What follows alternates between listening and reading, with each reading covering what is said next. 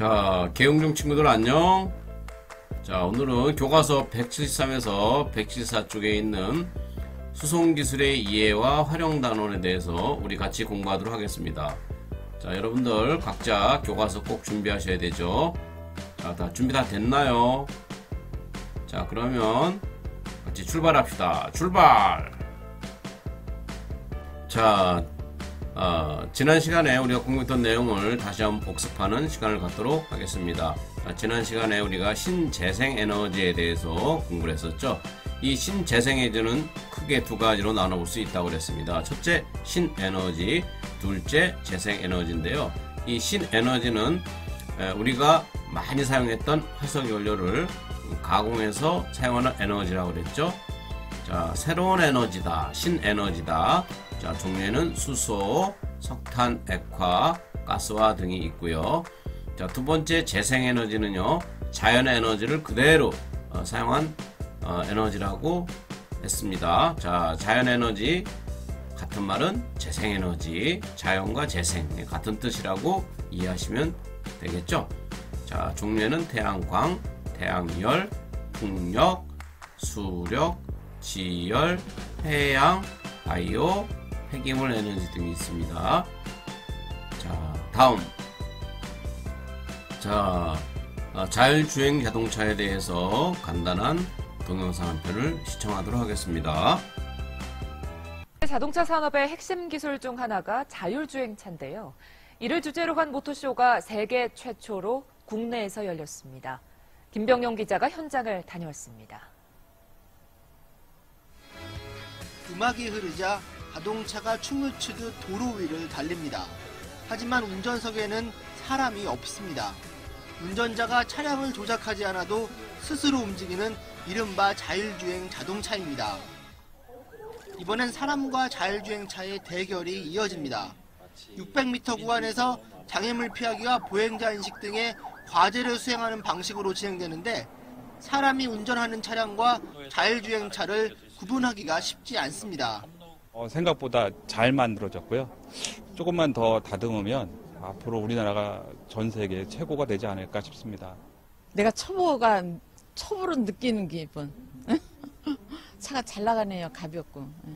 세계 최초로 자율주행차를 주제로 한 모터쇼가 국내에서 열렸습니다. 경기도와 서울대가 주최한 이번 모터쇼는 시승에는 물론 관련 산업 박람회와 국제 포럼 등으로 채워졌습니다. 특히 이번 모터쇼에는 무인 셔틀이 세계 최초로 공개됐습니다. 9인승 버스인 이 무인 셔틀은 다음 달부터 2년 동안 이곳 판교에서 시범 운행에 들어갑니다. 이를 통해 본격적인 미래교통 시스템의 가능성에 도전할 예정입니다. 경기도는 판교 제로시티를 자율주행의 아마 메카로 만들고자 교육하고 있습니다. 이런 정책을 표현하고자 저희들이 이런 제1회 자율주행 모터쇼를 개최했고, 하지만 국내 완성차 업체들이 한 군데도 참석하지 않은 건 아쉬운 점이라는 지적입니다. YTN 김병용입니다. 자, 이번 시간에 우리가 공부할 학습 목표를 알아보는데요. 자, 첫째는 수송기술의 뜻과 수송기술 시스템에 대해서 설명할 수 있고요. 두 번째는 수송기술의 발달에 대해서 설명하고요. 미래 수송 기술을 예측해 볼 수 있습니다. 자, 다음. 자, 173쪽의 수송기술에 대해서 우리 같이 공부하도록 하겠습니다. 자, 첫째, 수송 장치를 이용해서 사람이나 물건을 한 장소에서 다른 장소로 이동시켜 주는 것을 우리가 수송이라고 합니다. 자, 수송은 사람이나 물건을 이동하는 것. 자, 두 번째, 수송 기술. 수송을 위한 수단과 방법, 이동 경로, 지원 시설 등을 포함하게 되는데요. 여기서 이동 경로라는 것은 육상, 해상, 우주 항공을 의미합니다.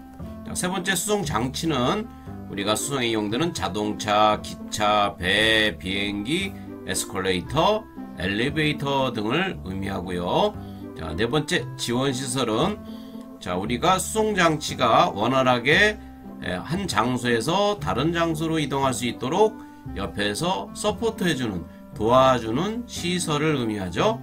자, 터미널, 휴게소, 주유소, 항만, 공항, 로켓 발사기지, 우주정거장 등이 있습니다. 자, 다음. 자, 173쪽에 우리가 수송기술의 특징이 나오는데요. 이 수송기술의 특징은 크게 6가지로 나타낼 수가 있습니다. 자, 첫째는 수송 장치가 필요하고요. 두 번째는 직업이 다양해집니다. 다양한 새로운 수송 장치가 나타나면서 거기에 부서로 연관된 다양한 직업군들이 나타나게 됩니다. 자, 세 번째는 인간의 삶에 전반적인 영향을 미치게 되죠. 우리가 새로운 수송수단이 나타나면서 이 전 국토가 일일 생활권화 되기 때문에 수도권과 지방과의 그 차이가 그렇게 크게 나지 않고요. 우리가 빠른 시간 동안에 이동이 되면서 다양한 인간적인 삶의 영향이 크게 변화되는 것을 나타낼 수가 있습니다. 다음에 네 번째는 다양한 기술과 복합적으로 발전하게 되고요. 다섯 번째는 에너지의 영향을 크게 영향을 받게 된 경우가 생깁니다. 여섯 번째는 각종 장치와 기관의 발달과 함께 발전하게 되는 것이 이 수송기술의 특징이 됩니다.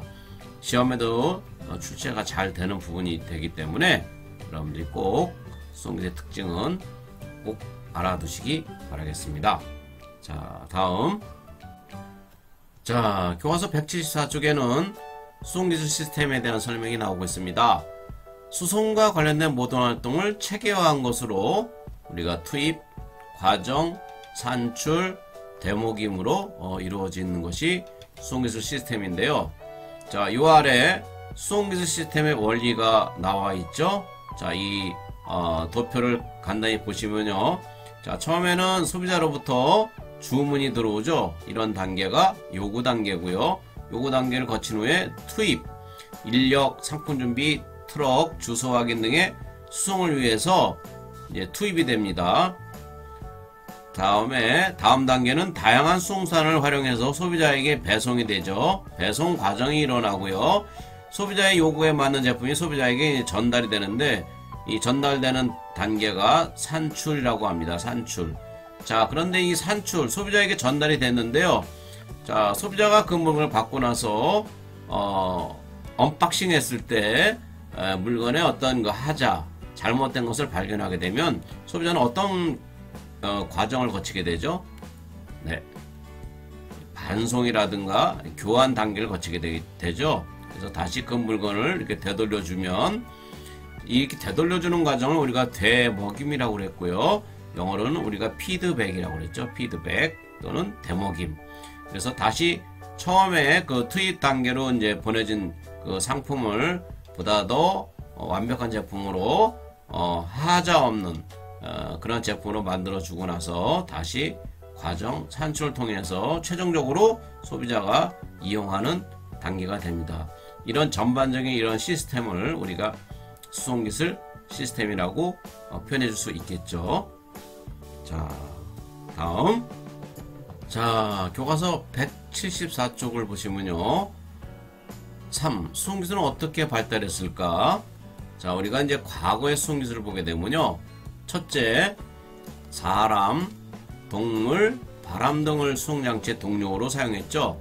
자, 우리가 무거운 물을 운반했을 때 사람이 직접 운반하거나 또는 소나 말의 힘을 우리가 이용할 수 있었죠. 또는 우리가 바다로 항해할 때 초기에는 우리가 바람 에너지를 그대로 이용할 수 있도록 돛담배 등을 이용하게 됐죠. 자, 두 번째 육상 수송의 경우는요. 수레바퀴, 증기자동차, 가솔린 자동차로 점차 발달하게 됐고요.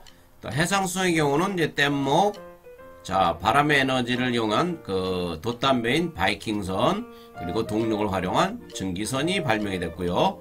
우주항공수의 경우는 초기에 열기구에서 바람의 에너지를 활용한 비행기 글라이더, 그 이후에 동력을 이용한 자, 엔진을 장착한 동력 비행기가 이제 발명이 돼서 나오게 됐죠. 여기 뭐 출제 그 키포인트는 보통 이제 그 발달 순서, 그러니까 육상수송, 해상수송, 우주항공수송의 어떻게 발달했는가를 물어보는 문제들이 간혹 출제가 되니까 여러분들이 이 부분도 놓치지 않도록 공부하셔야 됩니다. 자, 다음. 이번에는 이제 현대 수송 기술에 대해서 한번 알아보겠습니다. 자, 첫째, 에너지의 활용 방법이 발달됐고요. 다양한 동력 발생 장치가 이제 개발이 됐는데요. 여기서 동력 발생 장치라는 것은 여러 가지 형태의 에너지를 기계적 에너지로 변환해서 동력을 발생시키는 장치를 의미합니다. 자, 여기 이제 이 그림을 잠깐 보시면요. 자, 증기기관과 증기터빈은 우리가 외연기관이라고 합니다. 외연기관. 여기 보면 외연기관이 있고 내연기관이 있죠. 자, 이것은 이제 연소가 될 때, 연료가 연소될 때 외부에서 연소가 되느냐 하면 외연기관, 내부에서 연소가 되면 내연기관이라는 표현을 쓰게 되는데요. 자, 외연기관의 대표적인 그 기관은, 자, 장치에는 증기기관과 증기터빈이 있습니다. 자, 여기 앞에 이제 증기란 말이 나오면 무조건 외연기관이다. 외부에서 연소가 된 거다. 이렇게 알아두시고요. 이 증기기관은 이제 그 보일러 통에다가 물을 담아놓고 자, 석탄이나 뭐 석유 같은 에너지로 우리가 물을 끓여주게 되면은 수증기가 발생이 되죠. 높은 고온 고압의 수증기가 발생되면서 그것이 그 엔진으로서 역할을 해주게 되면 증기기관이고요. 그것이 이제 운동 에너지로 변환이 되면 이제 증기 터빈이 되는 겁니다. 자, 그 다음에 우리가 이제 수차나 풍차 등을 활용을 해서 우리가 즉 자연 에너지를 활용해서 우리가 동력을 발생시킬 수 있고요. 이 동력이 발생되면 이 전동기를 회전시켜서 우리가 전기 자동차를 활용할 수도 있게 되겠죠. 또는 이제 원자력 기관을 활용한 원자력 잠수함이 나타날 수가 있게 되고요. 다음에 내연기관은 여기 아래 5가지 그 기관으로 설명이 되어 있는데요.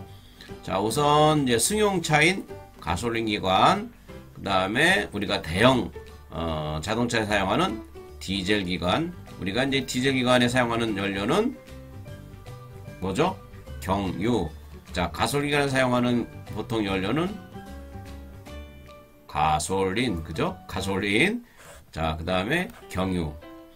자, 이 가솔린과 경유를 그 생산하는 것은요, 우리가 지하에서 깊은 곳에서 석유를 시추 이렇게 꺼내 올려준 다음에 비등점에 의해서 우리가 그 석유 에너지를 분류하게 되면 가솔린, 등유, 경유, 중유로 나타낼 수가 있습니다. 그래서 각각에 해당되는 에너지로서 우리가 사용하면 되고요. 다음에 이제 가스 터빈이 있고요. 자, 우리가 대형 선박에 사용하는 가스 터빈, 그 다음에 항공기에 사용하는 제트기관, 그 다음에 우주선에 활용하는 로켓기관 있죠. 여기서 제트기관과 로켓기관의 차이점을 아시겠어요?